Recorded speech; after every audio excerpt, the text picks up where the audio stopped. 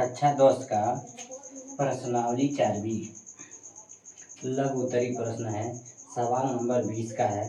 x बटा 3 plus 3 बटा x बराबर x बटा 12 प्लस 12 बटा x को हल कीजिए।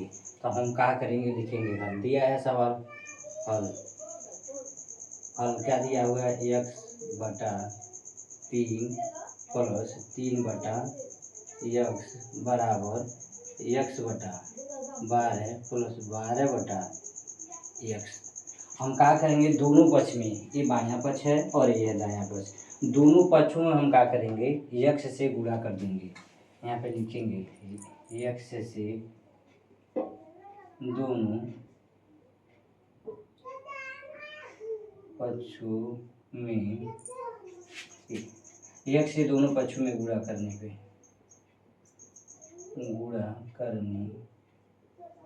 पर दोनों पक्षों में हम क्या करेंगे, एक से गुणा कर देंगे। इसको एक कोष्टक में बंद कर देंगे और क्या होगा, इस दोनों में गुणा हो जाएगा, बराबर का चिन्ह हो जाएगा।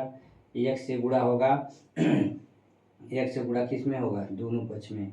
x बटा 3, x गुणे x बटा 3 प्लस 3 बटा x बराबर x गुणे x बटा 12 प्लस 12 बटा x हो गया। तो अब हम क्या करेंगे, ये अंश बटा हर, इसको भी हम x में 1 से भाग दे देंगे। यहाँ भी 1 से 1 में भाग दे देंगे, बराबर हो गया।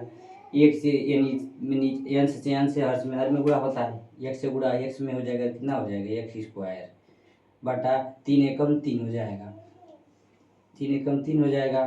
अब x से गुणा ये 3 वाले में होगा, तो यहाँ लिखेंगे x गुणे, या ऊपर भी लिख सकेंगे 3 बटा x, एक कोष्टक में हो गया, बराबर x से x में होगा x स्क्वायर, 12 एकम 12, 12 हो गया। फिर इस x से गुणा इसमें होगा, x गुणे 12 बटा x, एक कोष्टक में हो गया। अब हम क्या करेंगे, ध्यान देंगे, x से x भाग देने पे कट जाएगा या गुणा करने पे कट जाएगा, पूरा पूरा कट जा रहा है। अब बचेगा कितना, x स्क्वायर प्लस 3 बचा है, बराबर x बटा 12 प्लस 12 बचा है। जो बचा है वो लिखेंगे कोष्टक में, क्या बचा हुआ है, x पे 2 घात प्लस 3 बराबर एक कोष्टक में x पे 2 घात बटा 12 प्लस 12। तो हम क्या करेंगे, ध्यान देंगे, x पे 2 घात प्लस 3 बराबर है x पे 2 घात बटा 12 प्लस 12 है। अब हम क्या करेंगे, इस संख्या को, बाएं पक्ष की संख्या को दाएं पक्ष की संख्या में हम पक्षांतर कर देंगे। और x पे 2 घात बटा 12 को हम क्या करेंगे, बाएं पक्ष में पक्षांतर कर देंगे, यानी दोनों पक्ष पक्षांतर होगा। x पे 2 घात बटा 12 भी पक्षांतर आएगा बाएं में, तो प्लस है तो माइनस हो जाएगा। अब बाएं पक्ष से प्लस 3 है, पक्षांतर जाएगा, यहाँ 12 के बगल में आएगा तो ये भी माइनस हो जाएगा। तो किसी एक पक्ष को पहले हम पक्षांतर करेंगे। पहले हम क्या कर रहे हैं, हम पक्षांतर कर रहे हैं, x प्लस x पे 2 घात बटा 12 को पक्षांतर कर रहे हैं। यहाँ पे लिखेंगे x पे 2 घात यानी x स्क्वायर बटा 12 को प्लस 12 को पक्षांतर करने पे, पक्षांतर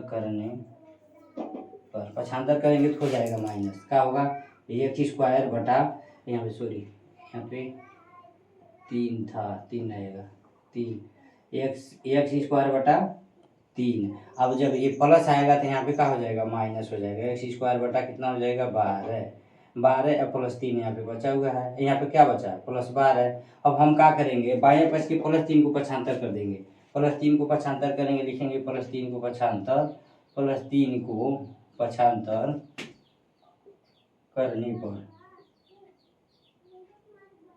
पक्षांतर करेंगे तो क्या होगा, यहाँ पे ध्यान देंगे, पर उधर जाएगा तो माइनस हो जाएगा। यहाँ पे क्या बचा, x पे 2 घात बटा 3 माइनस x पे 2 घात बटा 12 बराबर 12, प्लस आएगा तो हो जाएगा माइनस, ये घट जाएगा, वो घटिए 12 में, प्लस 12 में से माइनस 3 जाएगा तो प्लस 9 यानी 9 बच जाएगा। अब 3 12 का लॉस देखेंगे, ये 3 12 का पहले नंबर का होगा, 3 और 12 का लघुत्तम समापवर्त, बस 3 और 12, 3 एकम 3, पूरा पूरा कट जाएगा, 12 3 चौको 12, 4 4 एकम 4, यानी 3 और 4 का एलसीएम होगा 12, 3 4 का एलसीएम हो जाएगा 12, 3 एकम 3 कटेगा, 3 1 से कटेगा, 4 जो कटेगा, 3 एकम 3, 3 चौको 12। अब कहा गया तिरिय गुणा होगा, यानी 4 से गुणा स्क्वायर में, 1 से गुणा होगा x स्क्वायर में। तो क्या होगा, 4 से एक्स स्क्वायर में होगा 4x² हो जाएगा, माइनस 1 से गुणा होगा तो x² बटा 12 बराबर, यानी +12 से -3 गया, 9 बच गया, 9 बचा है। और 4x² में से क्या करेंगे, x² जाएगा तो क्या बचेगा, 3x² बटा 12 बराबर 9 कट जाएगा, 3 एकम 3, 3 चौको 12, तो ऊपर x² बचेगा, x² बटा 4 बराबर 9। अंश बटा हर है, अंश बटा हर इसी के बराबर हम इसको करेंगे तो 9 में 1 से भाग दे देंगे तो बराबर हो गया, दोनों बराबर हो गया। तो हम क्या करेंगे, तिर्यक गुणा कर देंगे, तिर्यक गुणा कर देंगे, यानी 1 से गुणा x² में होगा, 4 से गुणा 9 में होगा। यहाँ पे देखिए ध्यान से, x² में गुणा हो जाएगा 1 से बराबर 9 में गुणा होगा 4 से, तो x² 1 में गुणा होगा तो x² बराबर 9 चौको 36, यानी 9 चौको 36 हो गया। अब दोनों पक्षों को हम वर्ग करेंगे, वर्ग मतलब करेंगे तो हो जाएगा कड़ी में, कड़ी में होगा, कड़ी में x पे 2 घात बराबर कड़ी में 36, 36 को हम गुणनखंड विधि द्वारा तोड़ लेंगे, 6 6 के 36, 6 एकम 6, गुणा करेंगे 6 में 6 से कितना हो जाएगा 36, 6 6 36 होता है, यानी 36 की जगह पर हम लिखेंगे 6 गुणे 6, कड़ी में x पे 2 घात है, यानी लिखेंगे x गुणे x बराबर कड़ी में 6 गुणे 6, एक पेयर होगा, एक पेयर होगा, कड़ी जब टूटता है तो इसका x का मान ही 2 होता है, यानी कड़ी का मान 2 होता है, कटेगा 2 कट जाएगा, कड़ी कट जाएगा, 1 कट जाएगी, इसमें से 2 संख्या तो एक ही संख्या बचेगा क्या, x, यहाँ पे प्लस माइनस, कड़ी का मान है 2, कट गया तो यहाँ का बचेगा 6, यानी आएगा मान एक प्लस में एक माइनस में, यही हमारा आंसर हो जाता है।